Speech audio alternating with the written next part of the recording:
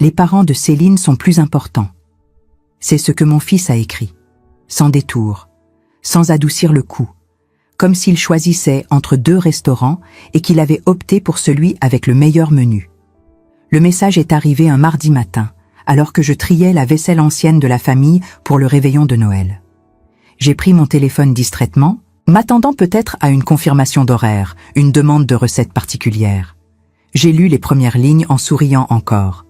Le sourire est mort avant que j'arrive à la fin. Maman ne nous attend pas pour Noël. Nous avons décidé de le passer chez les parents de Céline. Ils sont plus importants en ce moment. J'espère que tu comprendras. Je m'appelle Bernadette Fauriac. J'ai 70 ans et à cet instant précis, tenant le téléphone à 2 mains, j'ai compris que mon fils Julien m'avait placé sur une balance et avait décidé que je pesais moins lourd, que les beaux-parents valaient plus, que moi, après tout, j'occupais la 2e place, ou peut-être aucune place du tout. Je me suis assise lentement sur la chaise de la cuisine. La maison était trop silencieuse. Seulement le tic-tac de l'horloge murale et le son de ma propre respiration. J'ai relu le message, 3 fois, 5 fois, 10 fois, cherchant quelque chose qui adoucirait le choc, un mot qui indiquerait le doute, l'hésitation, le regret. Il n'y avait rien.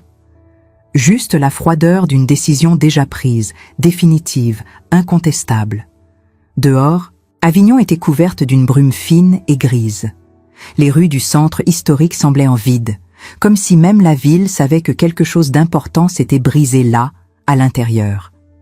J'ai regardé la table de la salle à manger, déjà dressée depuis la semaine précédente, nappe de lin brodé, vaisselle de ma grand-mère, verres en cristal que je n'utilisais que pour les occasions spéciales. J'avais passé des jours à planifier le menu, acheter les ingrédients, préparer la maison.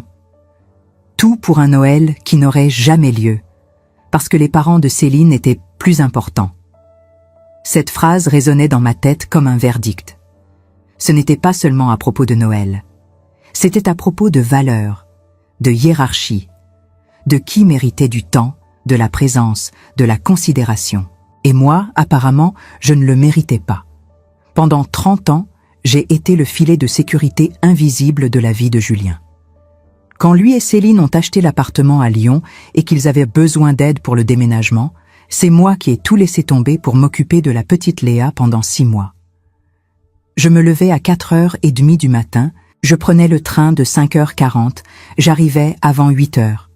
Je préparais le petit déjeuner, je l'emmenais à la crèche, je la récupérais en fin d'après-midi, je préparais le dîner, je lui donnais son bain, je lui lisais des histoires, je restais jusqu'à ce qu'elle s'endorme.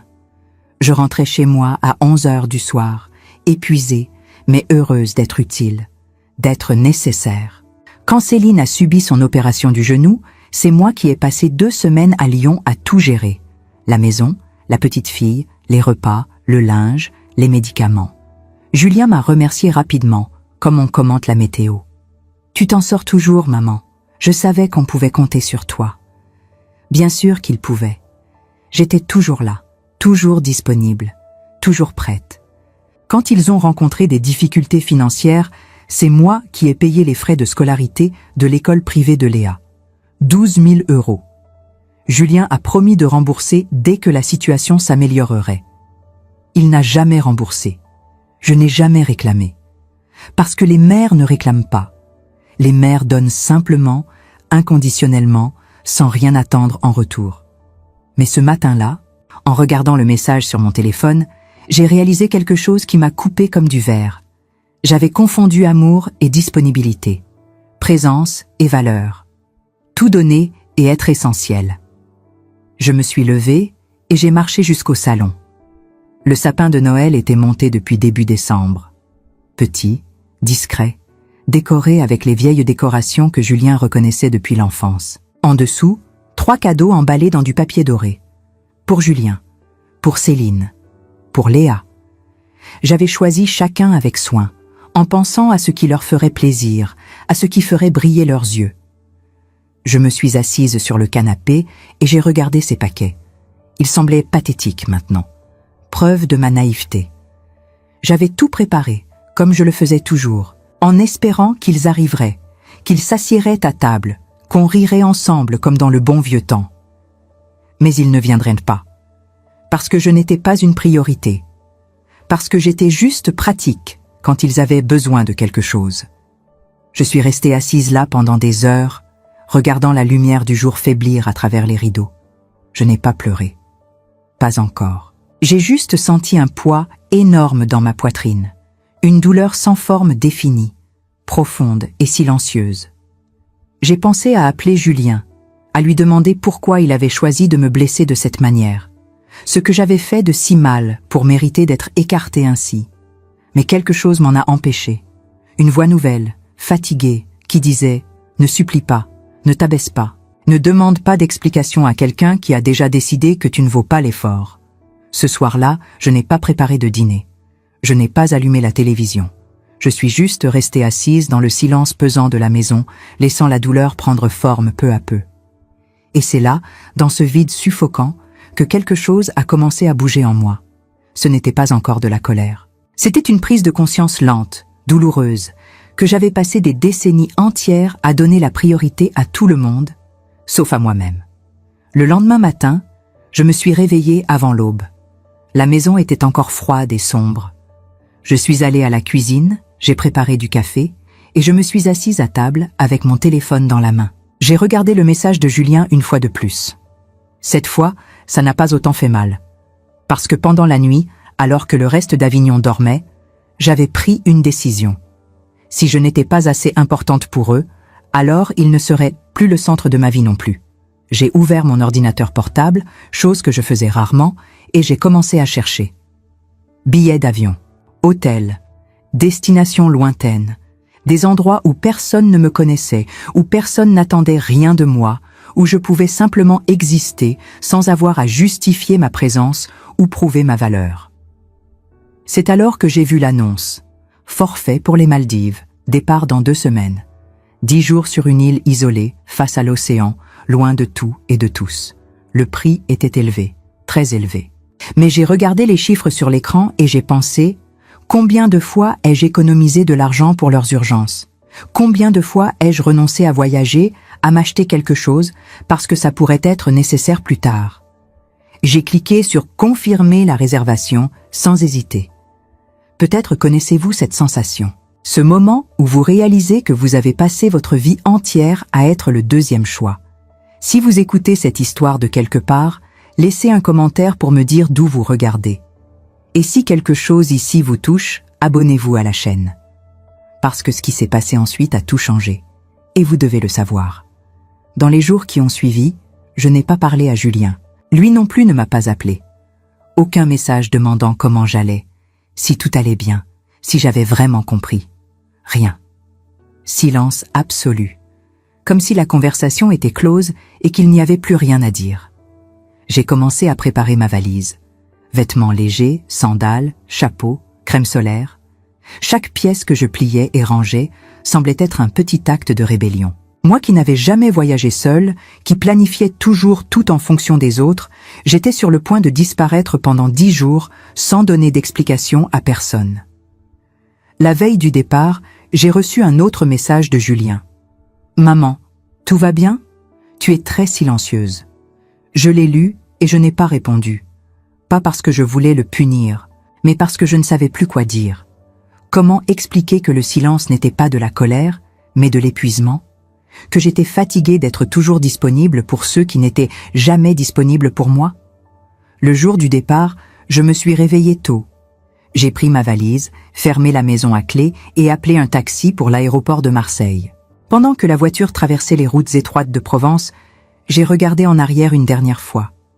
Avignon était magnifique sous la douce lumière du matin, mais je ne ressentais pas de nostalgie. Je ressentais du soulagement. À l'aéroport, en attendant l'embarquement, mon téléphone a sonné.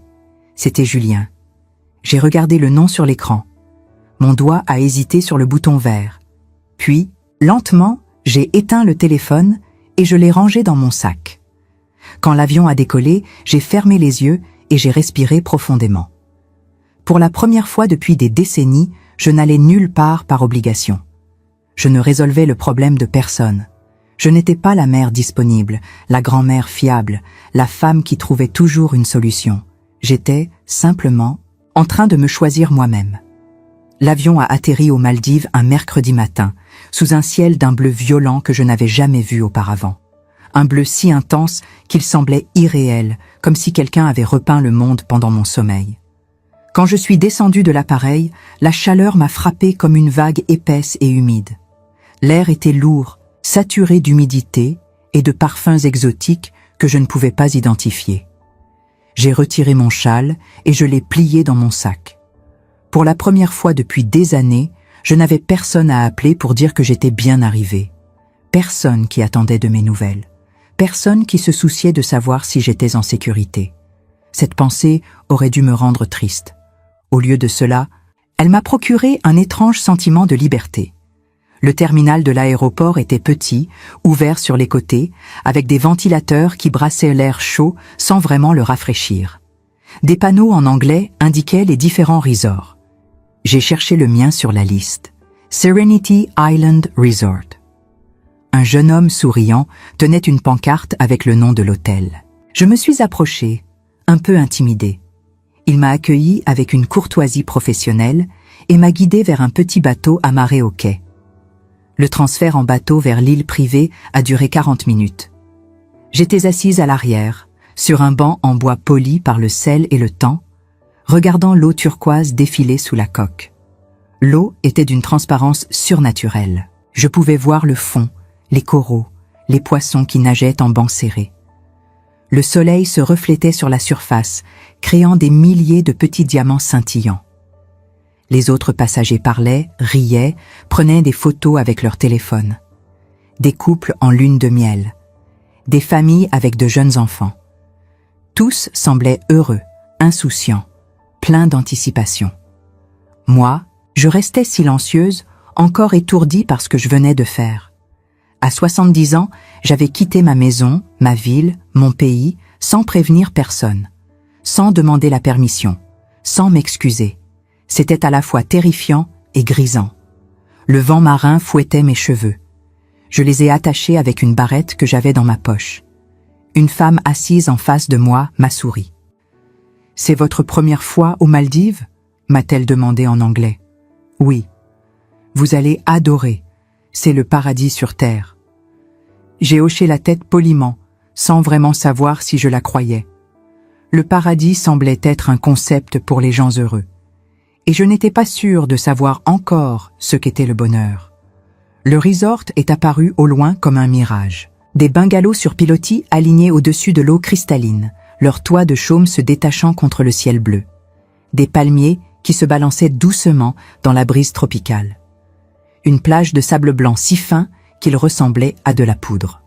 Tout était parfait, trop parfait, comme une carte postale qui aurait pris vie. Le bateau a accosté au ponton principal. Une équipe de réception nous attendait avec des serviettes fraîches imbibées d'eau parfumée à la citronnelle et des verres de jus de fruits exotiques. Une jeune femme au sourire éclatant s'est approchée de moi. « Madame Fauriac ? Bienvenue à Serenity Island. Je m'appelle Amira. Je vais vous accompagner à votre bungalow. » Elle parlait un français impeccable, avec un léger accent que je ne pouvais pas situer. Nous avons marché le long du ponton en bois qui s'étendait sur l'eau. Mes pas résonnaient sur les planches. À gauche et à droite, les bungalows semblaient de flotter sur l'océan. Chacun était isolé, entouré d'eau turquoise, accessible par son propre petit pont. « Vous êtes au numéro 12, m'a dit Amira. C'est tout au bout, c'est le plus calme, le plus privé. » Nous avons continué à marcher. Plus nous avancions, plus le bruit du resort s'estompait derrière nous. Finalement, nous sommes arrivés devant le dernier bungalow. Amira a ouvert la porte et m'a invité à entrer. C'était magnifique. Tout était blanc et lumineux. Les murs étaient en bois clair. Le sol était couvert de carreaux frais. Un immense lit occupait le centre de la pièce, drapé de voiles blancs qui flottaient dans la brise venant de la terrasse ouverte.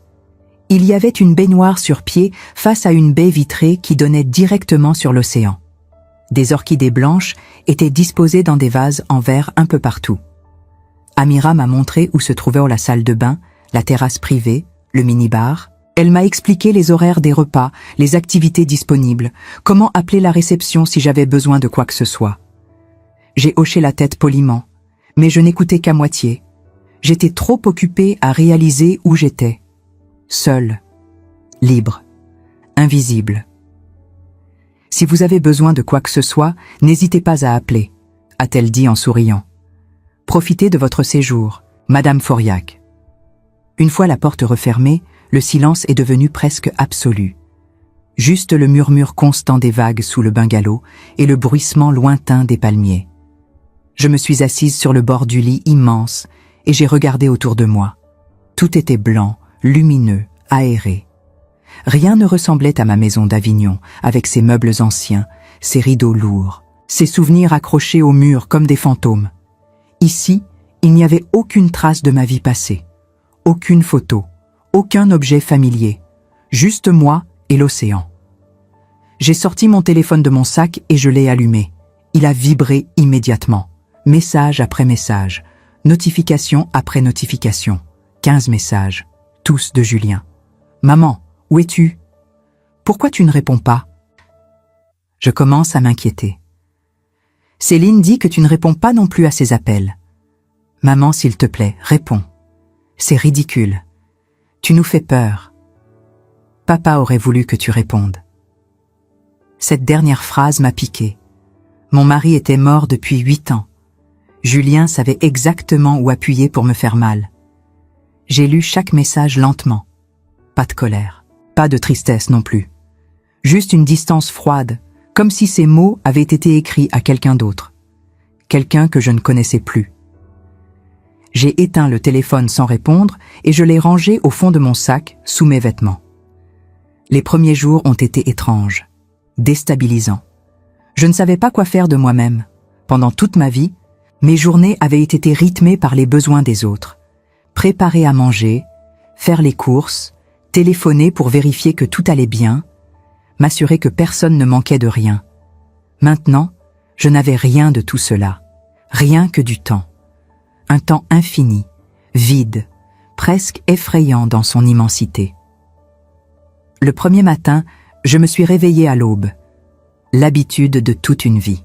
Je me suis levée, j'ai enfilé un peignoir blanc que l'hôtel avait laissé dans la salle de bain et je suis sortie sur la terrasse.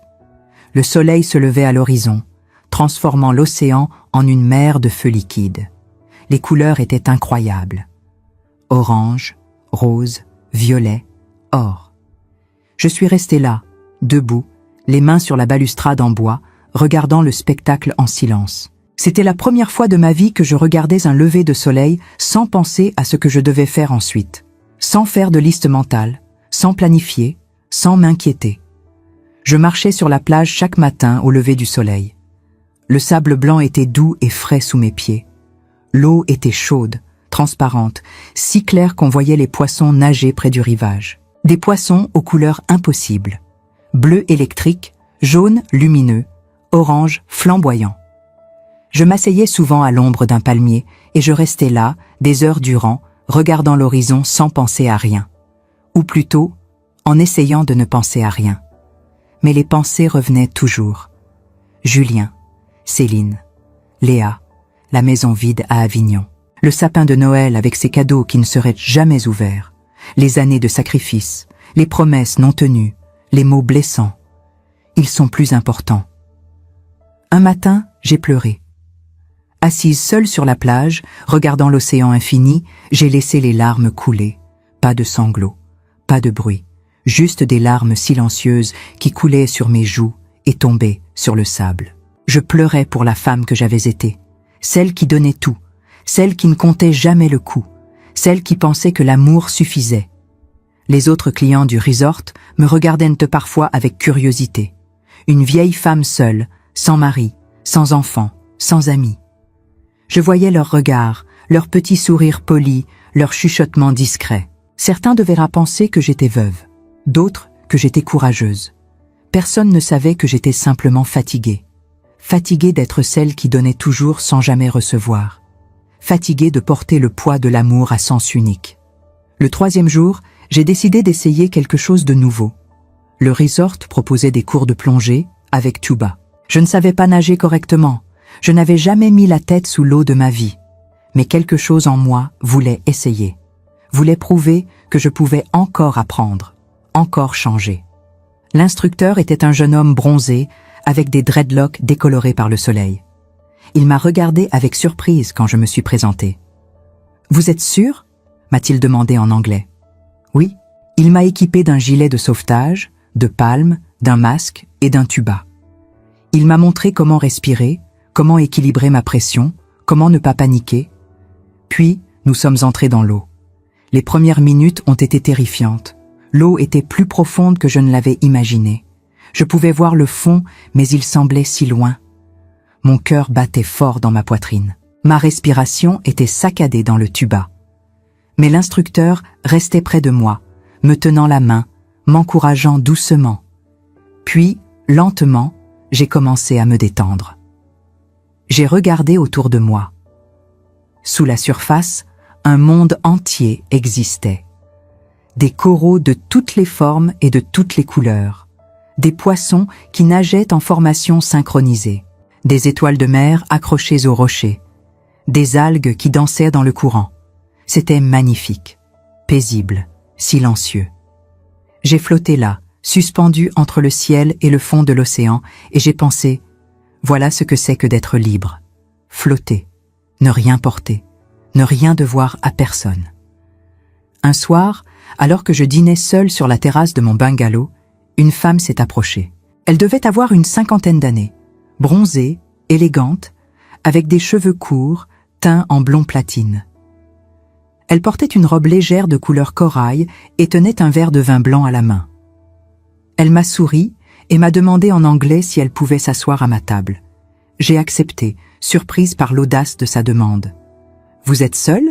a-t-elle demandé en s'asseyant. « Oui, moi aussi. Enfin, pas vraiment. Mon mari dort déjà. Il ne supporte pas la chaleur. Dès que le soleil se couche, il s'écroule. » Elle a ri, un rire léger et musical. « Vous êtes française ?»« Oui, d'Avignon. »« Ah, j'adore cette ville. Nous y sommes allés il y a 2 ans pour le festival d'Avignon. Le théâtre, l'ambiance, les rues, c'était magnifique. » Elle a bu une gorgée de vin. « Et vous êtes venue seule ici, aux Maldives ?»« Oui. » Elle m'a regardé avec un mélange de respect et de curiosité. Ses yeux étaient vifs, intelligents. C'est courageux. Je n'ai pas répondu tout de suite. Le mot « courageux » ne me semblait pas approprié. Puis j'ai dit, presque malgré moi, laissant les mots sortir sans filtre, « Ce n'est pas du courage, c'est de la survie. » Elle n'a pas dit « je suis désolée ». Elle n'a pas posé de questions intrusives. Elle a juste hoché la tête, comme si elle comprenait parfaitement. Parfois, partir est la seule option qui nous reste. Nous avons parlé pendant plus d'1 heure. De choses insignifiantes, mais aussi de choses profondes. Elle s'appelait Margaret. Elle était britannique. Son mari et elle étaient remariés depuis 28 ans. Elle m'a dit qu'elle aimait son mari, mais qu'elle avait parfois besoin d'espace, de silence, de ne pas être définie uniquement comme la femme de ou la mère de. « Vous avez des enfants ?» m'a-t-elle demandé. « Un fils. »« Il est bien. » J'ai hésité. Puis j'ai répondu honnêtement, « Je ne sais plus. » Margaret a hoché la tête. Elle ne m'a pas jugée. Elle a juste levé son verre. Aux femmes qui osent dire « je ne sais plus ». J'ai levé mon verre d'eau et nous avons trinqué. Quand elle est partie, elle m'a serré la main et m'a dit « Profitez de chaque moment ici. Ne laissez personne vous voler cette paix. » Les jours passaient, lentement, délicieusement. Je commençais à m'habituer au silence, à l'absence d'obligation, à ne rien devoir à personne. Chaque matin, je me réveillais sans savoir quelle heure il était, sans alarme, sans agenda. Je mangeais quand j'avais faim. Je nageais quand j'en avais envie. Je lisais des romans que j'avais apportés, mais que je n'avais jamais eu le temps d'ouvrir. Je dormais quand mon corps me le demandait. Je ne faisais rien d'important. Et pour la première fois de ma vie, cela ne me culpabilisait pas. Un après-midi, alors que je nageais près des récifs de corail, j'ai pensé à Julien, à son message, à ses mots. Ils sont plus importants. Avant, cette phrase m'aurait brisé, m'aurait fait douter de ma valeur en tant que mère, en tant que personne. Maintenant, dans l'eau chaude de l'océan Indien, entourée de poissons multicolores qui ne me connaissaient pas et ne me jugeaient pas, elle me semblait presque ridicule. comme si l'importance était quelque chose qui pouvait se mesurer avec une balance, comme si l'amour était une compétition avec des gagnants et des perdants. Je suis remontée à la surface et j'ai flotté sur le dos, les yeux fermés, le soleil brûlant sur mon visage ridé. Les vagues me berçaient doucement. Le sel piquait ma peau. Et j'ai compris quelque chose de fondamental, quelque chose qui aurait dû être évident depuis le début. Julien ne m'avait pas rejeté. Il m'avait libérée. Sans le vouloir, sans le savoir, il m'avait donné la permission d'arrêter. D'arrêter de donner. D'arrêter d'attendre. D'arrêter de me sacrifier pour des gens qui ne voyaient même plus mes sacrifices. Le 7e jour, j'ai rallumé mon téléphone. Il a vibré pendant plusieurs minutes d'affilée. 38 messages. Des appels manqués, des messages vocaux, Julien, Céline, même Léa, ma petite fille de 9 ans, avait envoyé un message audio. J'ai appuyé sur lecture. « Mamie, où es-tu ? Papa dit que tu es partie. Maman pleure. Papa est fâché. Tu reviens quand ? J'ai fait un dessin pour toi à l'école. La maîtresse dit qu'il est très joli. Je veux te le montrer. Tu me manques, mamie. » Sa voix était douce, innocente, sans malice. Elle me manquait, c'était vrai. Son rire, ses questions impossibles, la façon dont elle se blottissait contre moi quand elle avait peur. Mais même sa voix ne suffisait pas pour que je regrette d'être partie. J'ai envoyé un seul message à Julien. Court, simple, sans explication. « Je vais bien, je reviens dans 3 jours, ne t'inquiète pas. » La réponse est arrivée immédiatement. Il devait tenir son téléphone dans sa main, attendant. « Maman, qu'est-ce qui se passe ? Où es-tu ? Pourquoi tu ne réponds pas ? On était inquiets. C'est irresponsable. Tu ne peux pas disparaître comme ça. » Inquiet. Irresponsable. Ces mots m'ont fait sourire amèrement. Inquiet parce que j'avais disparu sans prévenir.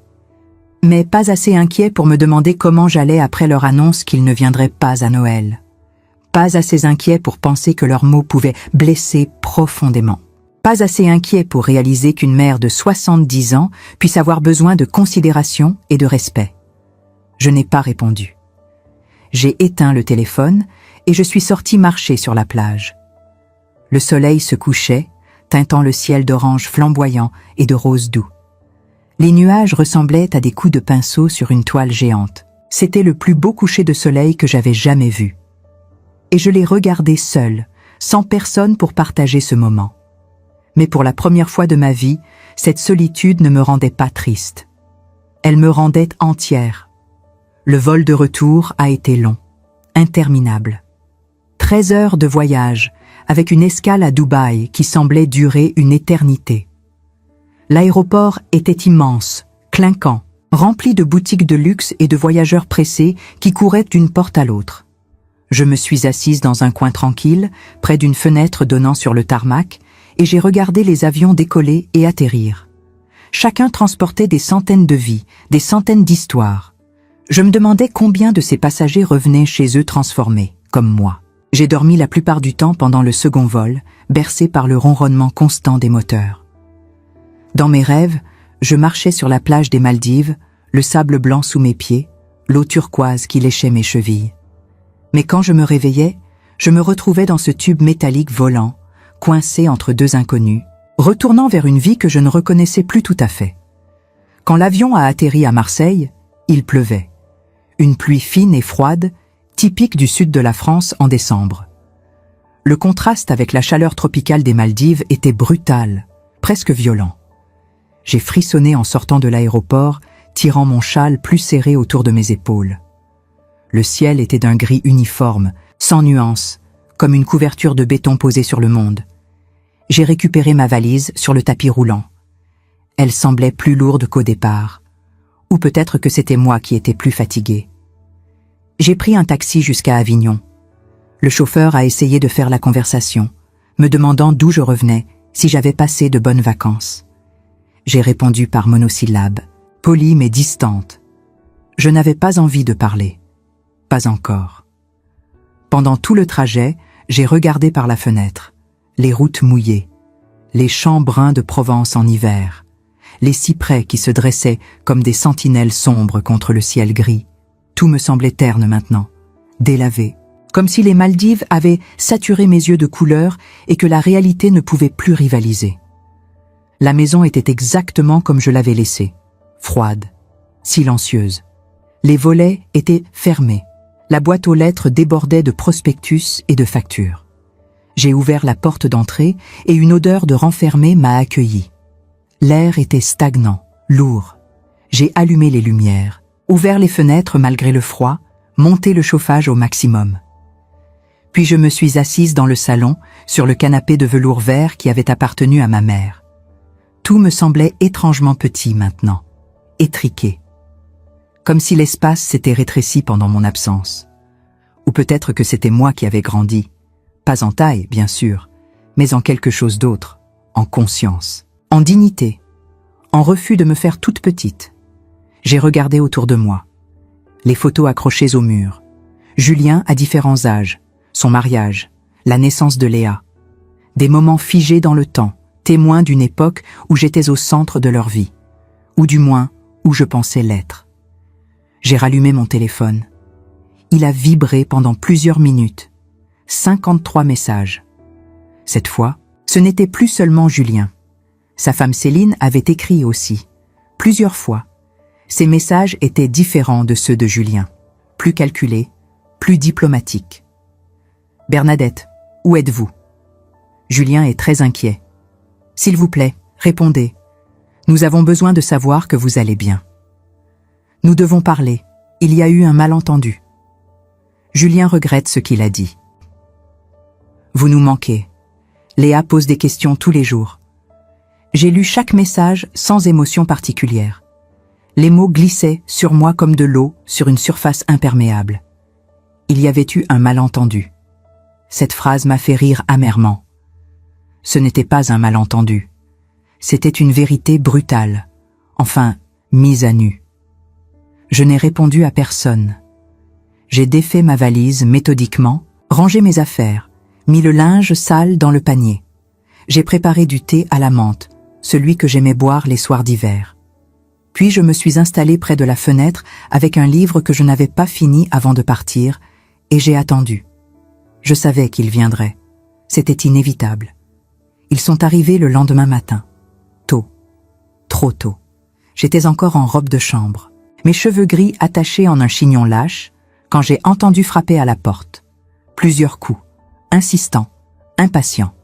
J'ai d'abord pensé ne pas ouvrir, rester caché, invisible, mais j'ai réalisé que ce serait puéril. Et je n'étais plus cette femme qui fuyait les confrontations. J'ai regardé par le Judas. Julien et Céline se tenaient sur le seuil, leurs visages tendus, leurs traits tirés par l'inquiétude ou peut-être par l'irritation. Il était difficile de faire la différence. J'ai ouvert lentement, sans me presser. « Maman !» Julien s'est avancé immédiatement, les bras tendus, comme pour m'embrasser, comme si rien ne s'était passé. J'ai reculé d'un pas, créant une distance physique entre nous. « Bonjour Julien, Céline. » Ma voix était calme, neutre, polie mais froide. Il s'est figé, les bras toujours à demi tendus, déstabilisé par mon recul. « Maman, où étais-tu? On a essayé de t'appeler pendant des jours entiers. Tu n'as répondu à personne. On ne savait pas si tu étais vivante ou morte. »« Je sais. Tu sais, c'est tout. » Sa voix montait, prenant cette intonation irritée que je connaissais trop bien. « Ah, on était mort d'inquiétude. J'ai même failli appeler la police. »« Vraiment ?» J'ai croisé les bras sur ma poitrine. « C'est étrange. Vous n'aviez pas l'air si inquiet quand vous m'avez dit que vous ne viendriez pas à Noël parce que les parents de Céline étaient plus importants. » Le silence s'est installé, lourd, épais, gênant. Céline regardait ses pieds, jouant nerveusement avec la bandoulière de son sac à main. Julien ouvrait et fermait la bouche comme un poisson hors de l'eau, cherchant ses mots. « Ce n'est pas la même chose », a-t-il fini par dire, sa voix moins assurée maintenant. « Ah non? Pourquoi? »« Parce que c'est différent, maman. On t'a expliqué. Les parents de Céline organisaient quelque chose de spécial, un grand repas de famille. On ne pouvait pas refuser. Ça aurait été impoli. Mais refuser de venir chez moi, ça, c'était possible. Ça, ce n'était pas impoli. Il a secoué la tête, frustré, passant une main dans ses cheveux. Tu ne comprends pas. Oh si, je comprends très bien. J'ai marché vers la cuisine, sachant qu'ils me suivraient. Ils l'ont fait. Vous m'avez dit clairement, noir sur blanc, que les parents de Céline étaient plus importants que moi. Alors j'ai décidé de ne plus attendre que vous me trouviez importante. Maman, ce n'est pas ce qu'on a voulu dire. C'est pourtant exactement ce qui était écrit dans ton message. Céline a pris la parole pour la première fois, sa voix douce, presque suppliante. Bernadette, nous sommes vraiment désolés si cela vous a blessé. Ce n'était absolument pas notre intention. Mais vous devez comprendre, mes parents vieillissent. Ils ne peuvent plus se déplacer facilement. Mon père a des problèmes de dos. Ma mère ne supporte plus les longs trajets en voiture. C'était plus simple, plus logique pour nous d'aller chez eux cette année. Et tu crois que je ne vieillis pas, moi? J'ai posé ma tasse de thé sur la table avec un peu trop de force. La porcelaine a teinté contre le bois. Tu crois que c'est facile pour moi de préparer une maison entière, de cuisiner pour tout le monde, de faire le ménage, de décorer, de m'assurer que tout est parfait? J'ai 70 ans, Céline, 70. On ne vous demande pas de tout faire. Non, c'est vrai. Vous ne demandez rien. Vous prenez mon temps, mon énergie, mon argent, mon amour.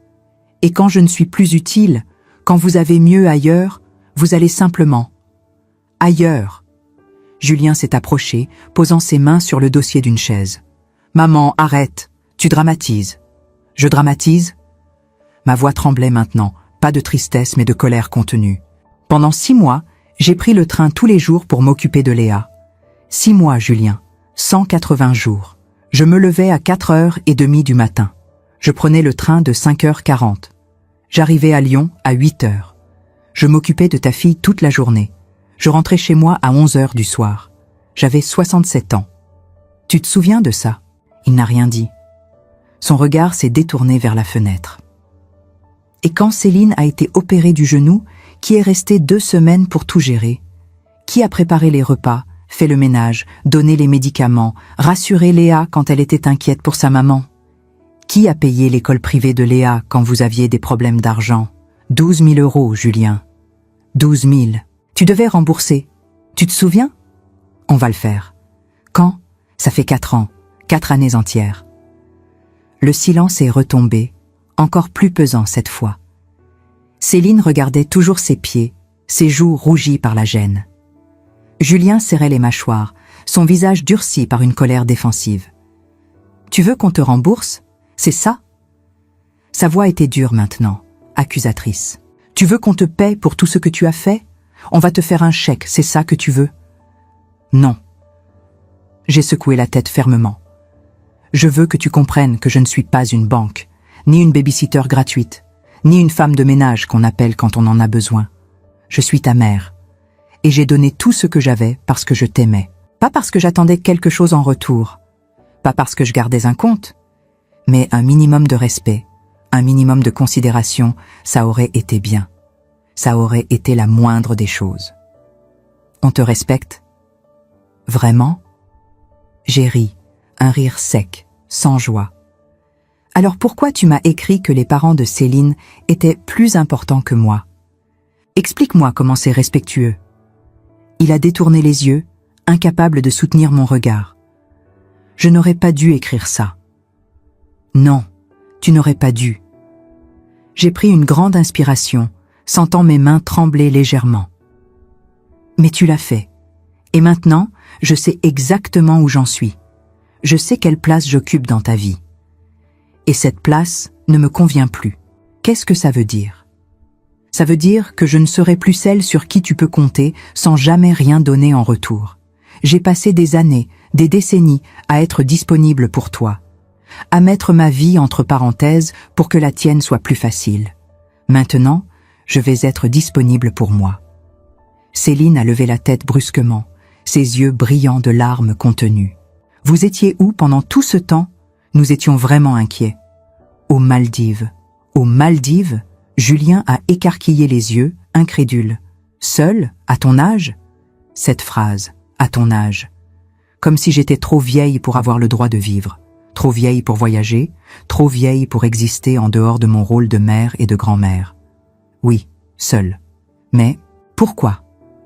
Pourquoi faire une chose pareille? Parce que j'en avais besoin. Parce que j'avais besoin de comprendre si je comptais encore pour moi-même. Si j'existais en dehors de vous. Et alors? Sa voix était teintée de défi. Alors oui, je compte, j'existe, et je ne vais plus m'effacer.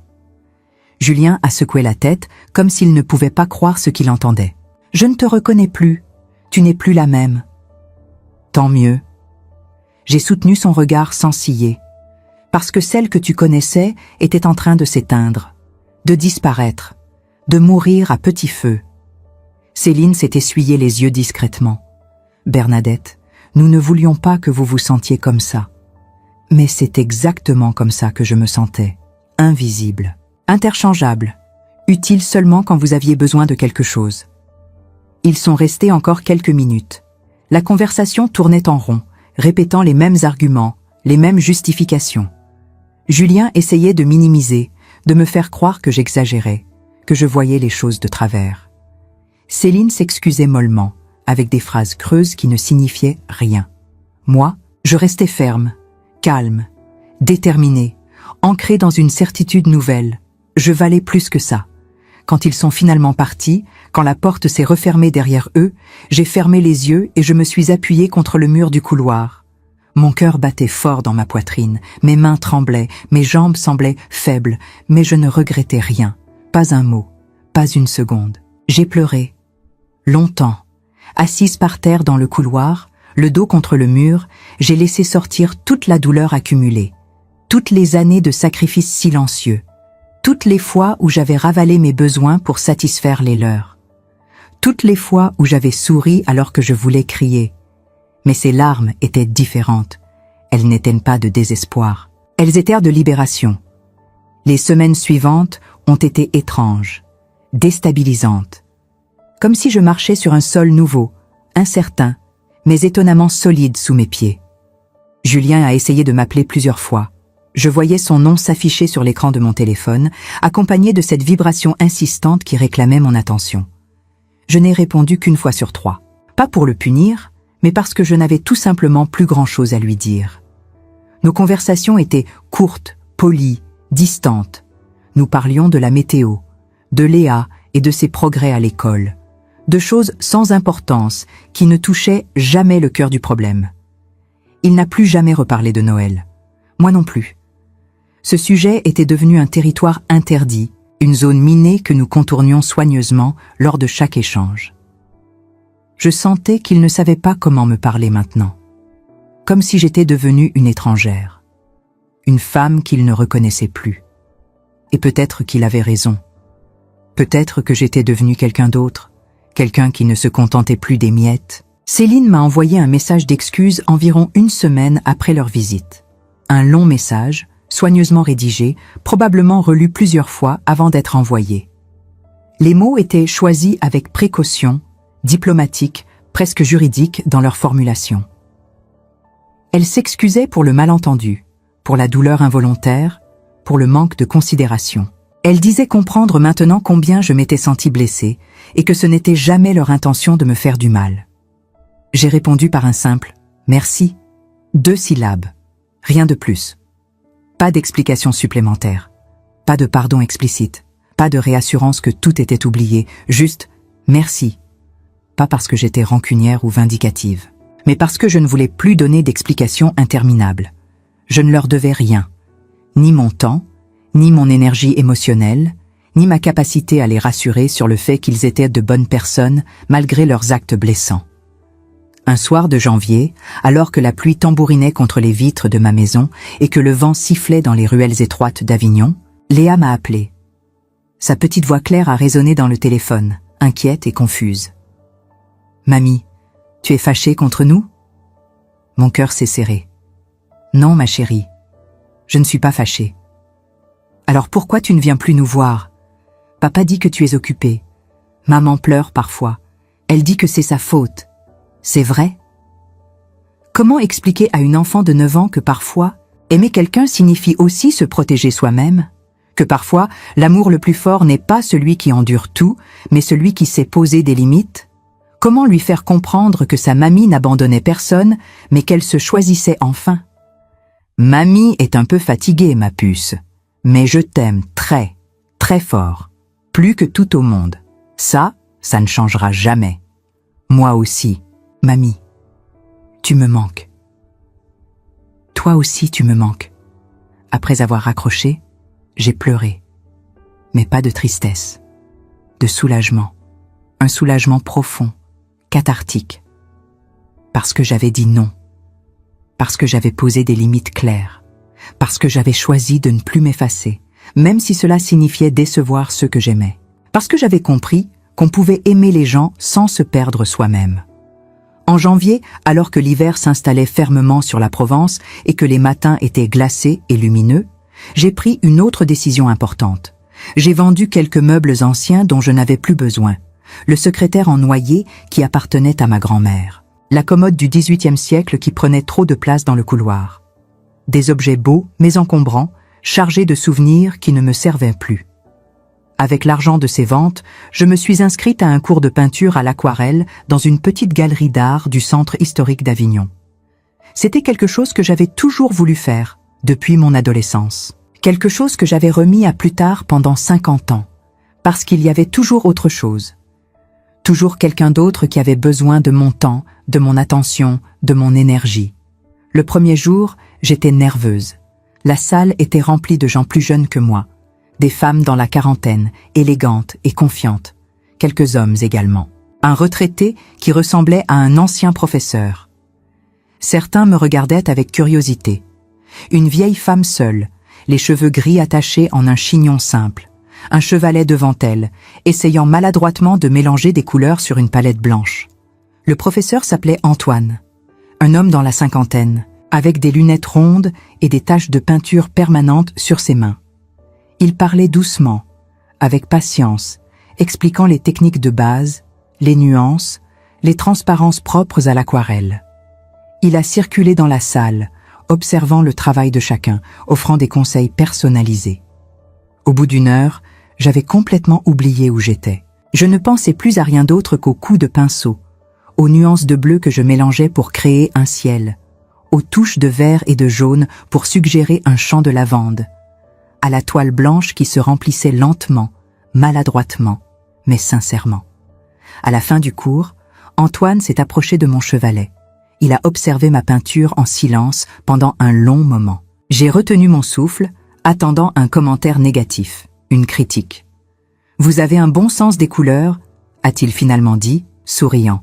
« Une sensibilité naturelle. »« Merci. »« C'est votre première fois ?»« Oui, ma toute première fois. »« On ne dirait pas ?»« Vous avez une intuition pour les harmonies.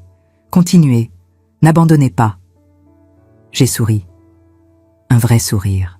Pas celui que j'affichais par politesse ou par obligation sociale. Un sourire qui venait du fond de moi, authentique et lumineux. Un sourire qui reconnaissait quelque chose d'important. J'étais encore capable d'apprendre, encore capable de créer, encore capable de devenir quelqu'un de nouveau.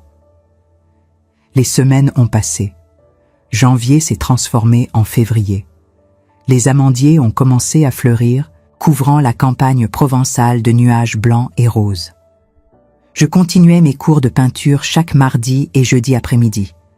Je progressais lentement, mais sûrement. Mes aquarelles devenaient moins hésitantes, plus confiantes. Je peignais des paysages, des natures mortes, parfois des portraits abstraits qui capturaient plus une émotion qu'un visage. Antoine m'a encouragé à exposer lors d'une petite exposition collective que la galerie organisait en mars. J'ai d'abord refusé, terrifié à l'idée que mon travail soit jugé par des inconnus. Mais il a insisté gentiment, me disant que l'art n'était pas fait pour rester caché dans des tiroirs. J'ai finalement accepté. J'ai choisi 3 aquarelles, une représentant le palais des papes au coucher du soleil, une autre montrant la plage des Maldives, l'eau turquoise et le ciel infini. La 3e était plus abstraite, des formes et des couleurs qui évoquaient le sentiment de libération, de renaissance. Le soir du vernissage, j'étais si nerveuse que j'ai failli ne pas y aller. mais je me suis forcée. J'ai mis une robe simple mais élégante, marine avec un col blanc. J'ai attaché mes cheveux. J'ai mis du rouge à lèvres pour la première fois depuis des mois. Quand je suis arrivée à la galerie, elle était déjà pleine de monde. Des gens circulaient, un verre de vin à la main, observant les œuvres accrochées au mur. J'ai cherché mes aquarelles du regard et je les ai trouvées dans un coin bien éclairé. 3 petits rectangles de papier encadrés simplement. Modestes, mais présents. Plusieurs personnes se sont arrêtées devant mes peintures. J'ai écouté leurs commentaires de loin, le cœur battant. Une femme a dit qu'elle aimait la lumière dans le paysage du Palais des Papes. Un homme a commenté la profondeur émotionnelle de l'aquarelle abstraite. Personne ne savait que l'artiste était cette vieille femme dans la robe marine, debout, timidement, dans un coin. Antoine m'a vu et s'est approché avec un sourire encourageant. « Alors, comment vous sentez-vous » ? Terrifié. Il a ri. « C'est bon signe. Cela signifie que vous avez mis quelque chose de vrai dans votre travail. » En février, alors que les jours commençaient à rallonger imperceptiblement, Julien m'a proposé de venir déjeuner chez eux un dimanche. Sa voix au téléphone était hésitante, presque suppliante. Comme s'il s'attendait à ce que je refuse. J'ai accepté. Pas parce que tout était oublié, pas parce que je leur avais pardonné complètement, mais parce que j'avais appris quelque chose d'essentiel pendant ces semaines. On pouvait aimer les gens à distance, sans se perdre, sans se sacrifier, sans s'effacer. Le dimanche suivant, j'ai pris le train pour Lyon.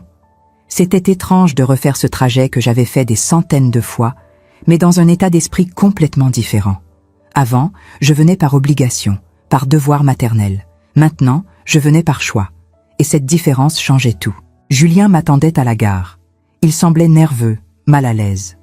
Il m'a embrassé sur les joues rapidement, sans vraiment me regarder dans les yeux. Nous avons marché jusqu'à sa voiture en silence. Le trajet jusqu'à son appartement a été ponctué de conversations superficielles. La météo, les travaux en cours dans le quartier. Rien d'important, rien de réel. Céline nous attendait à l'appartement.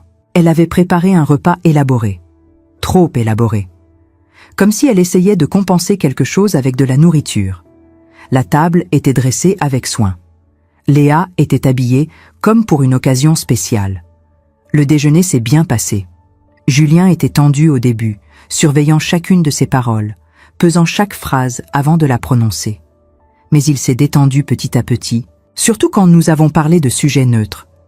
Céline a fait des efforts visibles pour être aimable, pour montrer qu'elle m'appréciait. Léa était simplement heureuse de me voir, bavardant sans arrêt sur l'école, ses amis, un film qu'elle avait vu. On a parlé de choses simples, de l'école, du travail, des projets de vacances d'été, de la pluie qui n'en finissait pas cette année. Rien de profond. Rien qui touchait aux blessures encore fraîches. Mais c'était suffisant, pour l'instant. En partant, alors que je mettais mon manteau dans l'entrée, Julien m'a raccompagné jusqu'à la porte. Nous sommes restés là un moment, face à face, dans le couloir étroit. « Maman », a-t-il dit doucement, « je suis désolé. Pour tout. Pour ce que j'ai dit. Pour comment je t'ai traité. Je sais. Est-ce qu'un jour, est-ce qu'on pourra redevenir comme avant ?» J'ai réfléchi à sa question, longtemps, regardant son visage, les rides qui commençaient à se former autour de ses yeux, les cheveux qui grisonnaient sur ses tempes. Mon fils, mon enfant devenu homme, quelqu'un que j'aimais profondément, mais que je ne reconnaissais plus toujours. Finalement, j'ai secoué la tête doucement. Non. Mais on peut devenir autre chose, quelque chose de plus sain, de plus équilibré, de plus honnête. Il a hoché la tête lentement, digérant mes paroles. Il n'a pas compris tout de suite. Je le voyais dans son regard confus, presque blessé. Mais un jour, peut-être, il comprendrait. Peut-être qu'il réaliserait que certaines relations doivent mourir pour renaître différemment. En mars, alors que les premiers bourgeons apparaissaient sur les arbres et que l'air commençait à sentir le printemps, j'ai reçu une lettre, une vraie lettre, écrite à la main sur du papier épais de couleur crème. L'enveloppe portait l'écriture soignée de Céline. Je l'ai ouverte avec curiosité, m'asseyant près de la fenêtre du salon, où la lumière était meilleure. « Chère Bernadette, je voulais vous écrire depuis longtemps. Pas seulement pour m'excuser encore une fois, même si je le suis toujours, profondément. Mais pour vous dire merci. Merci pour quelque chose que vous ne réalisez peut-être pas avoir fait. Vous nous avez montré quelque chose que nous ne voulions pas voir. Que l'amour ne peut pas être à sens unique. Que donner sans jamais recevoir n'est pas de l'amour, c'est de l'exploitation. Que même les mères ont le droit d'avoir des limites, des besoins, une dignité qui doit être respectée. Depuis votre départ aux Maldives, depuis notre conversation difficile chez vous, Julien a changé. Il parle plus. Il écoute vraiment maintenant, pas seulement en attendant son tour pour parler. Il essaie de comprendre ce que les autres ressentent, pas seulement ce qu'ils peuvent lui apporter. Il pose des questions à Léa sur ses émotions, pas juste sur ses notes à l'école. Il me demande ce dont j'ai besoin, au lieu de supposer qu'il le sait déjà. Grâce à vous, grâce à votre courage de partir, grâce à votre refus de continuer à accepter l'inacceptable. Vous nous avez forcés à regarder ce que nous étions devenus. Des gens qui prenaient tout pour acquis. Des gens qui ne voyaient plus la valeur de ceux qui les aimaient inconditionnellement. Alors merci Bernadette, pour avoir eu le courage de dire non, pour avoir eu la force de partir, pour nous avoir montré qu'on peut aimer quelqu'un et quand même refuser d'être traité sans respect. Avec toute mon affection et mon admiration, Céline, j'ai relu la lettre plusieurs fois, les larmes coulant silencieusement sur mes joues. Des larmes de soulagement, de reconnaissance, de quelque chose qui ressemblait presque à de l'espoir. Puis, je l'ai soigneusement repliée et je l'ai rangée dans un tiroir de mon secrétaire, à côté de quelques photos anciennes et de lettres de mon mari décédé. Les mois ont passé. Mars, avril, mai. Le printemps s'est installé pleinement sur Avignon. Les marchés débordaient de fruits frais, de légumes colorés, de fleurs parfumées. Les touristes commençaient à revenir, remplissant les ruelles étroites du centre historique de langues différentes et de rires. Aujourd'hui, alors que j'écris ces lignes dans mon journal, assise près de la fenêtre de mon salon, je peux dire que j'ai 70 ans et que je vis seule dans ma petite maison d'Avignon. Je peins 2 fois par semaine dans la galerie d'Antoine. Je marche tous les matins le long des remparts médiévaux qui encerclent la vieille ville. Je lis des romans que j'achète à la librairie du coin. Je voyage quand j'en ai envie. Pas loin, pas souvent, mais assez pour me sentir vivante, curieuse, connectée au monde. Julien m'appelle maintenant 1 fois par semaine, tous les jeudis soirs. On parle. Vraiment. Pas juste des politesses vides. Des vraies conversations sur nos vies, nos pensées, nos préoccupations. Il me raconte ses difficultés au travail, ses doutes sur son rôle de père, ses peurs face à l'avenir. Et moi, je l'écoute, sans juger, sans essayer de tout réparer, juste en étant présente. Léa vient me voir un samedi par mois. Nous cuisons ensemble dans ma petite cuisine. Des tartes aux pommes, des madeleines, des crêpes qu'elle dévore encore chaudes. Nous rions, nous parlons de tout et de rien. Elle me raconte ses rêves, ses espoirs, ses déceptions. Et je l'écoute avec toute l'attention qu'une grand-mère peut donner, sans la pression d'avoir à être disponible constamment.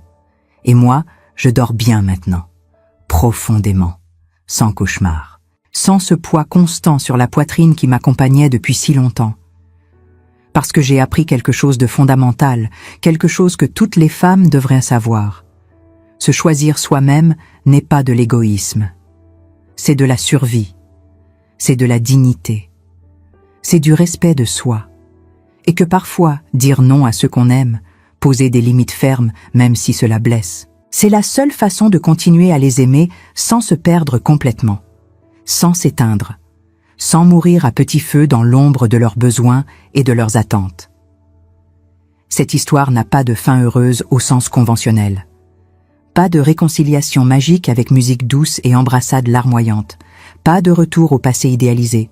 Pas de « tout est pardonné et oublié ». Juste une femme qui a compris, à 70 ans, qu'elle avait le droit d'exister pleinement. Pas pour les autres, pas en fonction des autres, mais pour elle-même. Et ça, c'est déjà énorme. C'est déjà une victoire. C'est déjà une renaissance. Si vous m'avez écouté jusqu'ici, si mon histoire a résonné en vous d'une manière ou d'une autre, sachez que vous aussi, vous avez ce droit. Le droit de poser des limites. Le droit de dire non. Le droit de vous choisir. Quel que soit votre âge, quelle que soit votre situation, Parce que votre valeur ne dépend pas de ce que vous donnez aux autres. Votre valeur existe simplement parce que vous existez. N'oubliez jamais cela. Combien de fois avez-vous choisi le silence plutôt que votre propre voix? Cette question me hante encore aujourd'hui, même après tout ce chemin parcouru. Parce que pendant la plus grande partie de ma vie, j'ai cru que me taire était de l'amour, que donner sans compter était de la générosité, que m'effacer était de la bonté. Mais j'avais tort. Et peut-être que vous aussi, en écoutant mon histoire, vous avez reconnu quelque chose de votre propre vie, quelque chose que vous n'osiez pas nommer jusqu'à maintenant. Je voudrais que vous me disiez quelque chose dans les commentaires. Pas pour moi, mais pour vous. Auriez-vous pris la même décision que moi? Auriez-vous eu la force de partir, de poser ces limites que personne ne vous a jamais appris à poser? Ou peut-être l'avez-vous déjà fait? Et votre histoire ressemble à la mienne d'une façon qui vous a bouleversé en m'écoutant. Dites-le moi. Partagez votre vérité. Parce que vos mots ont une puissance que vous ne soupçonnez peut-être pas. Et dites-moi aussi d'où vous m'écoutez en ce moment. De quelle ville, de quel pays, de quel coin du monde. Parce que cette histoire n'appartient pas qu'à moi. Elle appartient à toutes les femmes qui ont donné jusqu'à l'épuisement. À tous ceux qui ont aimé sans être vus. À toutes les personnes qui ont attendu des années avant de comprendre qu'elles avaient le droit d'exister pleinement. Nous sommes partout. Et savoir que nous ne sommes pas seuls, cela change tout. Si cette histoire a touché quelque chose en vous, si elle a remué des émotions que vous pensiez avoir enterrées, alors abonnez-vous à cette chaîne. Non pas par politesse, mais parce que vous méritez d'entendre d'autres récits comme celui-ci. Des histoires vraies. Des histoires qui ne vous mentent pas sur ce qu'est la vie après 60 ans. Des histoires qui vous rappellent que vous n'êtes jamais trop vieux pour choisir la dignité. Parce qu'au fond, c'est de cela qu'il s'agit. De dignité. De cette chose fragile et précieuse qu'on peut perdre sans même s'en rendre compte et qu'il faut parfois des années pour reconquérir. Je l'ai perdue. Je l'ai retrouvée. Et maintenant, à 70 ans, je sais que c'est la chose la plus importante que je possède. Plus importante que l'argent. Plus importante que l'approbation des autres. Plus importante même que l'amour, si cet amour exige que je disparaisse. Alors commentez, partagez, réfléchissez. Et si vous connaissez quelqu'un qui a besoin d'entendre ces mots, quelqu'un qui donne sans recevoir, quelqu'un qui s'efface chaque jour un peu plus, envoyez-lui cette histoire. Peut-être que ce sera le déclic. Peut-être que ce sera le moment où cette personne comprendra qu'elle aussi a le droit de dire non. Je vous remercie d'avoir écouté jusqu'au bout, d'avoir été présent dans ce voyage avec moi, d'avoir partagé ce moment de vérité crue et douloureuse, mais aussi libératrice. Vous ne me connaissez pas, mais en cet instant, nous sommes liés par quelque chose de plus profond que la connaissance. Nous sommes liés par la compréhension, par la reconnaissance, par cette certitude silencieuse que nous méritons tous mieux. N'oubliez jamais cela. N'oubliez jamais que votre valeur n'attend pas l'approbation des autres pour exister. Elle est là. Elle a toujours été là. Il suffit d'avoir le courage de la reconnaître. Maintenant, allez vivre. Allez vous choisir. Allez être libre. Et revenez me raconter comment ça s'est passé.